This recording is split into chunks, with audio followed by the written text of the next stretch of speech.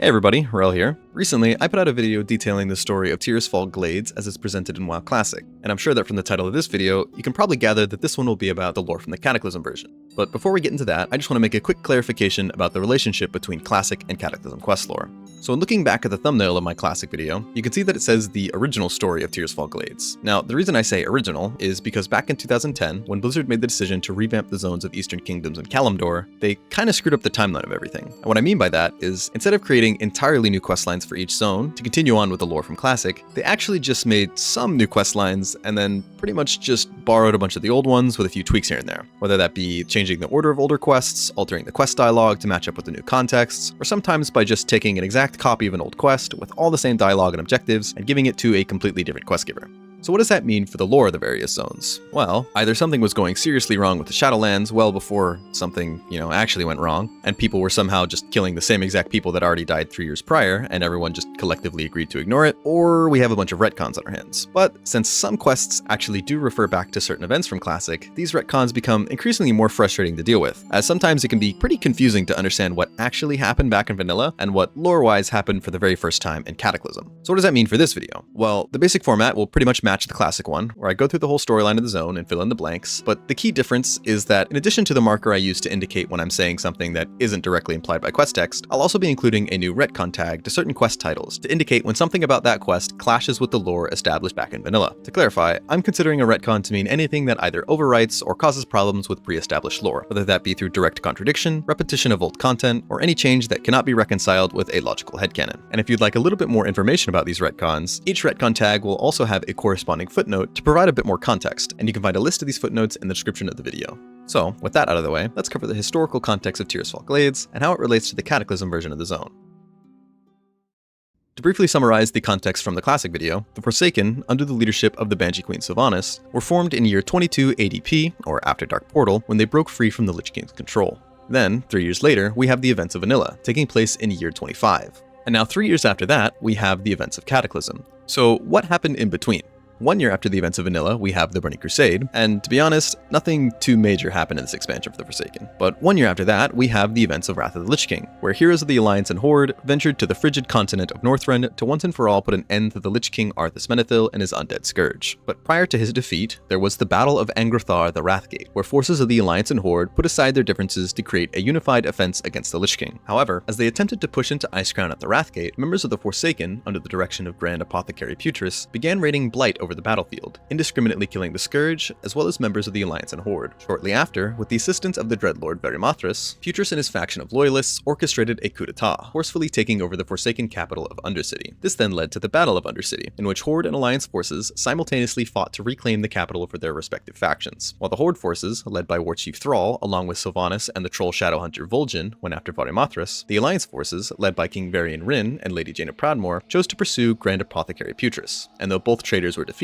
the battle ultimately ended in a fight between the two factions, as even though Putris had acted somewhat independently, Varian sought to put an end to the Horde once and for all after seeing how Sylvanas had encouraged Putris' experiments. In the end, this fight would eventually be stopped by Lady Jaina Proudmoore, who froze all those present and teleported the members of the Alliance back to Stormwind. Enraged, this led Varian to wage all-out war against the Horde, further complicating the offensive against the Lich King, who would ultimately be defeated by a team of heroes led by the Paladin Tyrion Fordring. Now here's where things get a little more complicated, because most of this next part deals with lore retrospectively written in more recent years, but the main reason I'm including it is to explain how the Forsaken gained the ability to create new Forsaken. So, after Arthas' defeat, feeling that she had no purpose left to pursue, Sylvanas committed suicide by plunging herself off of Icecrown Citadel. Now the lore of what happened directly after is a little bit hazy, but the general idea is that she was taken to the Maw, essentially WoW's version of Hell, where she first came in contact with an entity known as the Jailer. Due to its complexity and the fact that it's not entirely relevant to this video, I won't really be discussing the role of the Jailer or the details of their interaction, but according to the most recent lore from the Sylvanas novel, the Jailer tried to form an alliance with Sylvanas, but at the time, she didn't really trust him, and so as a gesture of goodwill, the Jailer sent Sylvanas back to the world of the living with a handful of Valkyr to act as her servants, which are basically winged warriors with the power to raise the dead, and tells her to keep an eye out for 5 signs that will basically prove he wasn't lying to her, and to contact him using one of her Valkyr when she decides to join him. However, it's important to remember that this was all written after Cataclysm, and no one really knew about all this except Sylvanas. At the time, all we knew about the Valkyr was that Arthas made a bunch of them when he was the Lich King, and that once he died, they allied themselves with Sylvanas, with one of them taking Sylvanas' was placed in the maw after she jumped off of Icecrown.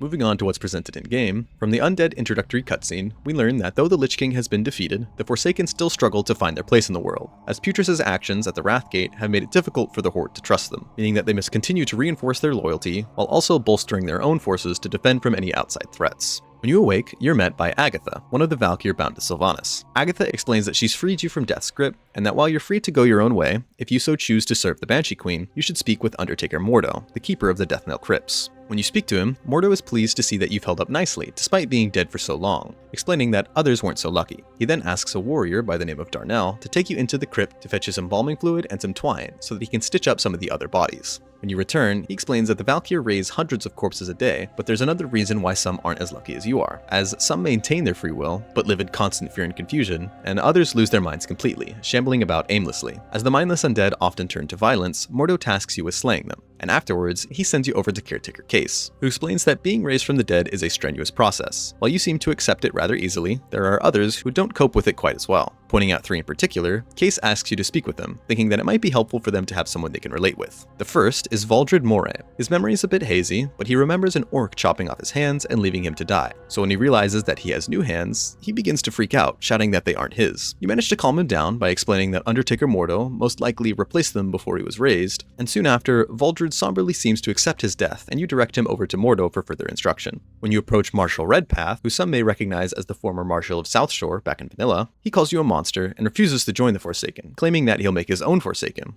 one with elbows. Side note, at the time of Cataclysm, this joke probably would have landed a little bit better, considering all of the original undead models had a noticeable lack of elbows, but as of the Shadowlands expansion, players now have the option to create an undead without their bones visible, which, depending on how you take it, can make the joke either funnier or just completely fall flat. And finally, there's Lillian Voss. When you find her, she immediately screams, calling you an abomination and begging for you to stay away. She claims that the undead are a taint upon Azeroth and that they all deserve to be destroyed. When you attempt to point out that she is an undead, she immediately runs off, calling you a liar and saying that her father will protect her. When you return to Case, he thanks you for trying and admits that there's not really much to be done for Redpath and Lillian, as the Forsaken can't really force anyone to join them. He then sends you to Deathguard Sultane, who explains that even though the Forsaken have been shipping corpses from Silverpine, Hillsbrad, and anywhere else they can find them, it would be foolish to ignore the corpses of the Scarlet Crusade that have pushed their way into Deathknell. So, he sends us, along with Darnell, to collect a few of them. Meanwhile, you take a peek into the nearby chapel, where you speak with Shadow Priest Sarvis. He tells you that if you were to be an asset for the Forsaken, you need to learn to fight. So, he sends you to help clear the mindless skeletons and ghouls, former troopers of the Scourge, from the nearby town. Once you return, Sarvis directs you to his novice, Elrith, who tells you about a young Forsaken woman she saw screaming for her life and pleading to be taken home as she ran into the inn. Thinking that she should accept her fate as an undead, Elrith gives you her hand mirror, asking you to show the woman her reflection. When you enter the inn, you find the woman, who you recognize as Lillian Voss, cowering in the corner. As you approach, she once again calls you a monster and shouts for you not to look at her because she's hideous. When you try to reassure her that she is not hideous and that she is one of the undead, she takes a look into the mirror. Upon seeing her reflection, she is utterly shocked and storms out of the inn shouting, "I can't be undead.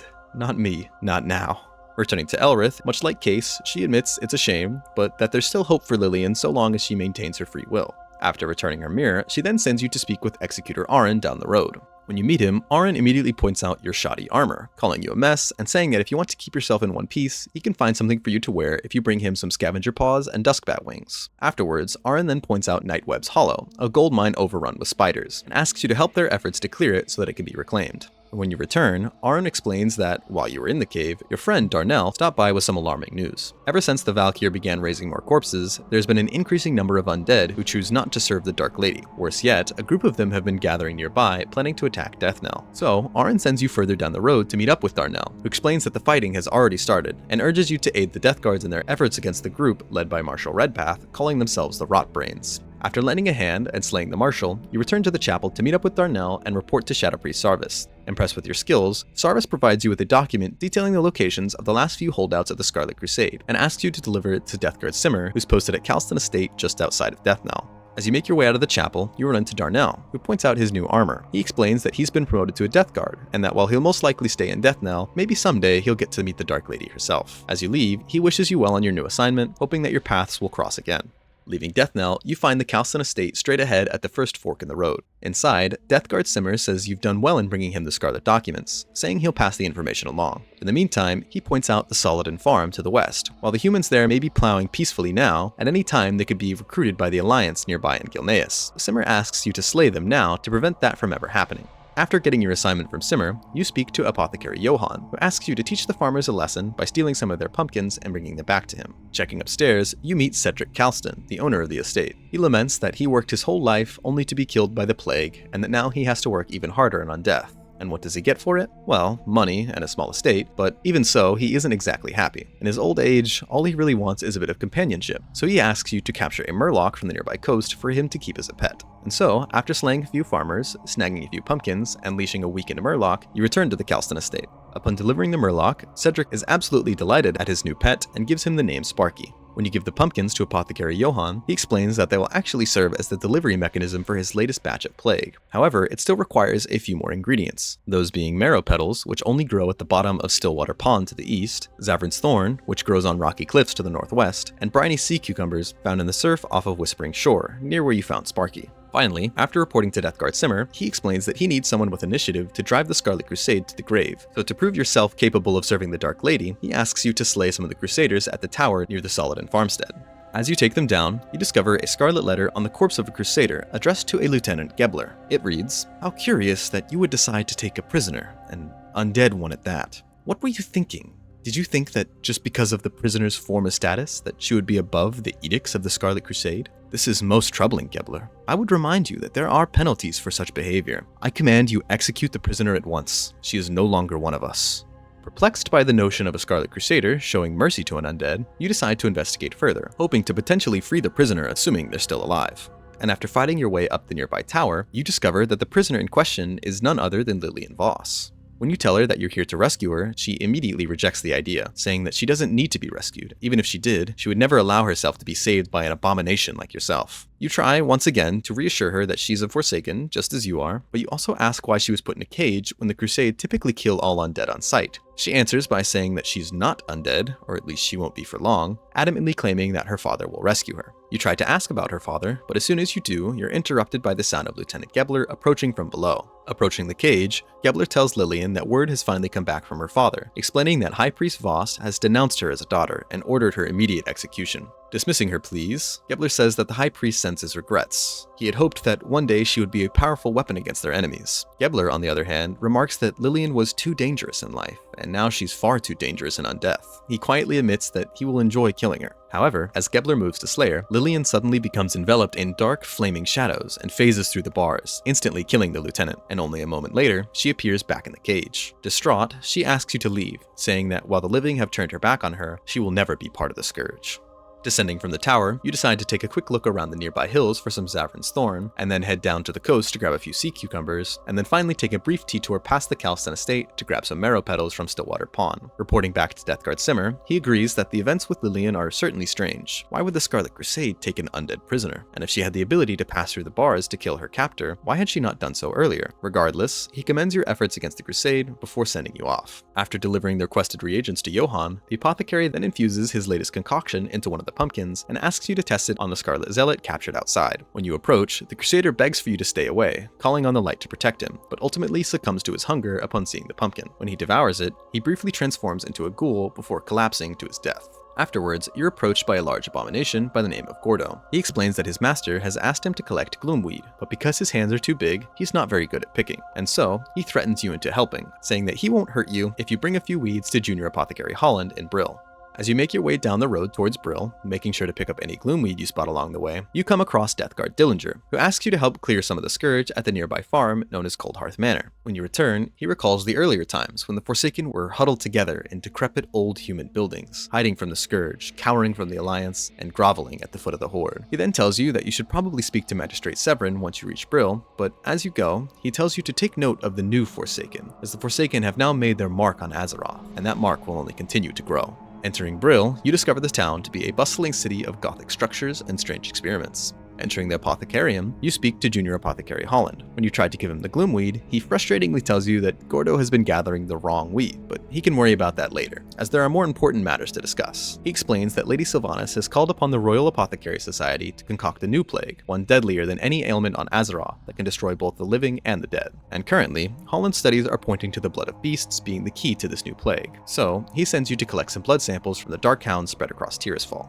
As you make your way to the town hall, you speak to Executor Zygon, who explains that he's received information from Executor Aran in Deathknell containing key information about the Scarlet Crusade, which you recognize to be the same information you delivered to Deathguard Simmer in Calston Estate for Shadow Priest Sarvis. Zygon goes on to explain that the Crusade has assigned Captain Perrine to the ruined tower southwest of Brill, and he asks you to kill some of the Scarlet Zealots and missionaries stationed there. While you're there, he also asks to see if you can dig up any information about what they're up to.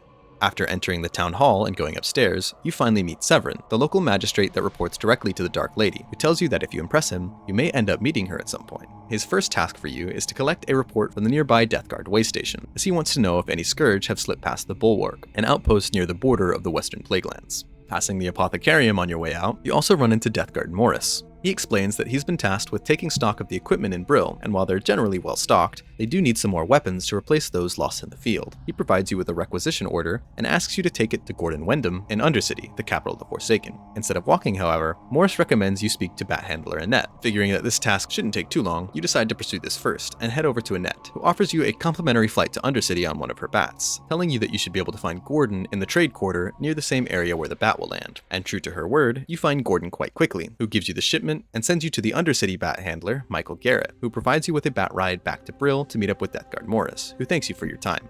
On your way out of Brill, you decide to take a moment to collect the Darkhound blood for Junior Apothecary Holland. However, as you do so, a Worgen infiltrator appears from the shadows with a warning, saying, "You deserve to lose this land for what your people did to us. Now back off or face the wrath of the Worgen."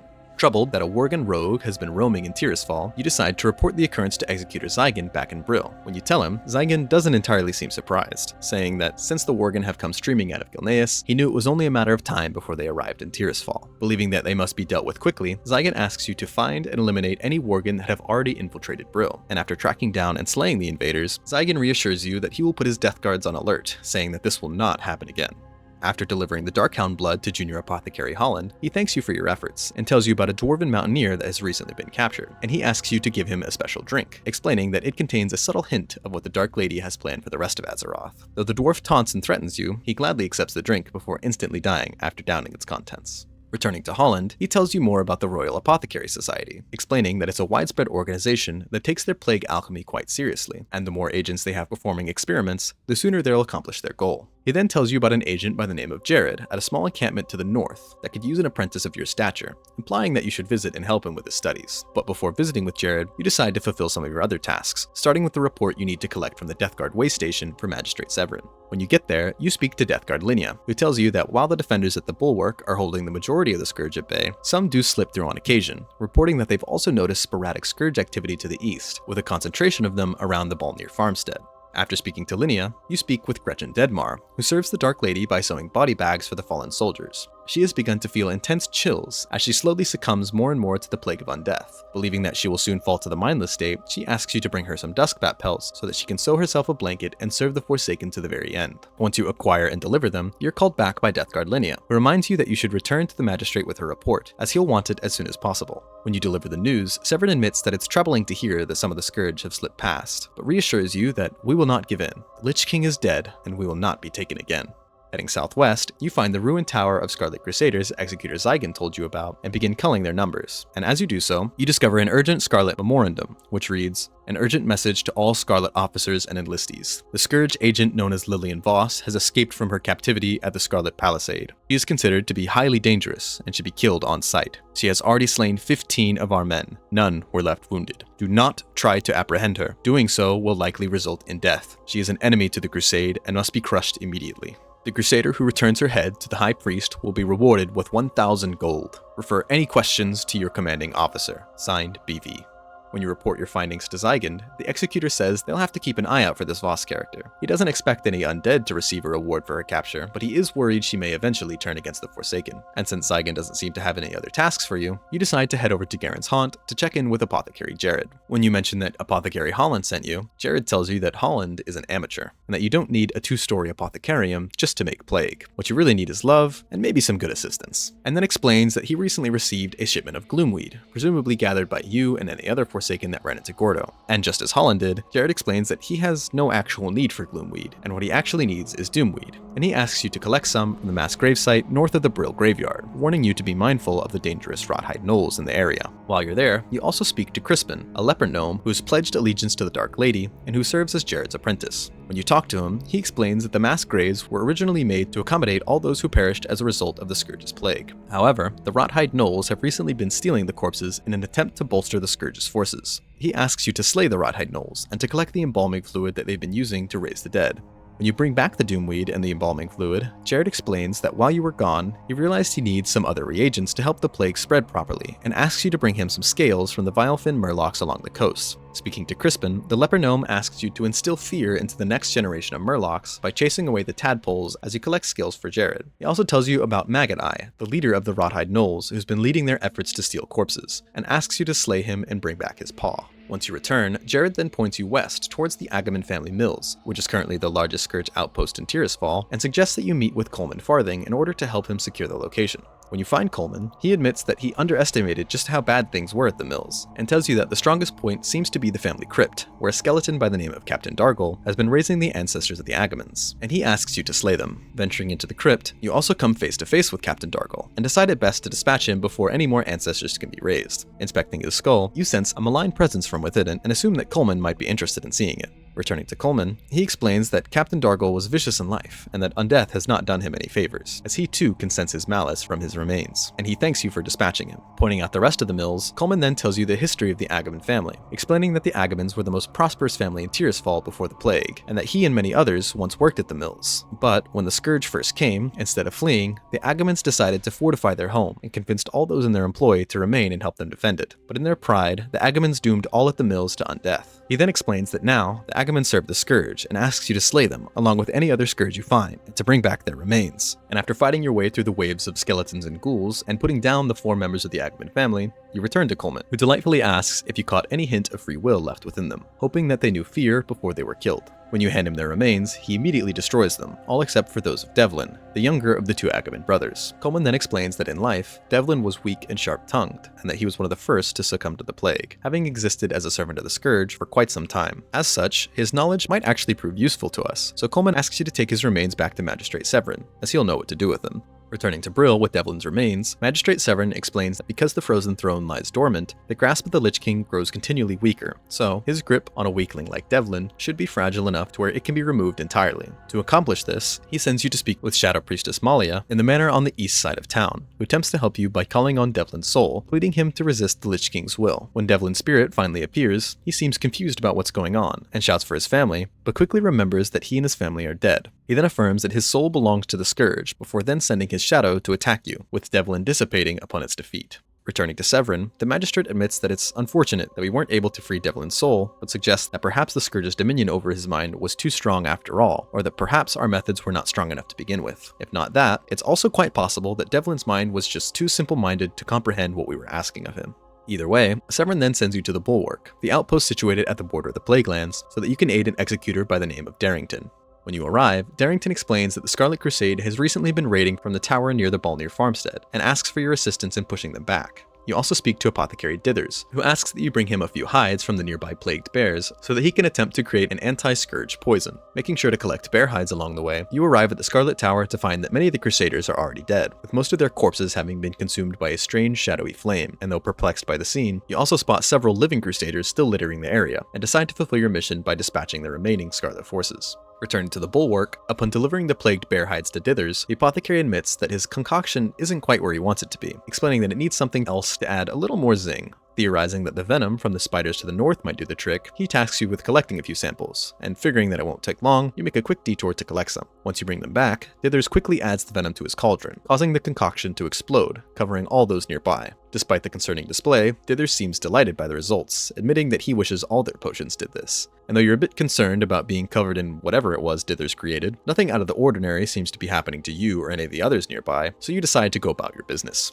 When you report to Executor Darrington about the Scarlet Tower, he tells you about an undead woman he'd encountered earlier. Though she came across as rather unusual, she swore enmity against the Crusade, so Darrington pointed her north, believing that she might be helpful in clearing our enemies. Assuming that the burning corpses were her doing, Darrington asks you to check up on her so that you can aid her vendetta against the Crusade. Heading north, you encounter a Scarlet encampment, once again littered with flaming corpses, with the only unburned Crusader being a Scarlet lieutenant you find hanging from a tree by a chain around his foot. As you inspect the body, you hear a faint whisper from a familiar voice, threatening you to watch your step, as they could kill you if they wanted. The voice then continues, revealing that it belongs to Lillian Voss. She explains that in life, she was a member of the Scarlet Crusade, and that her father, High Priest Voss, raised her to be a weapon against the undead.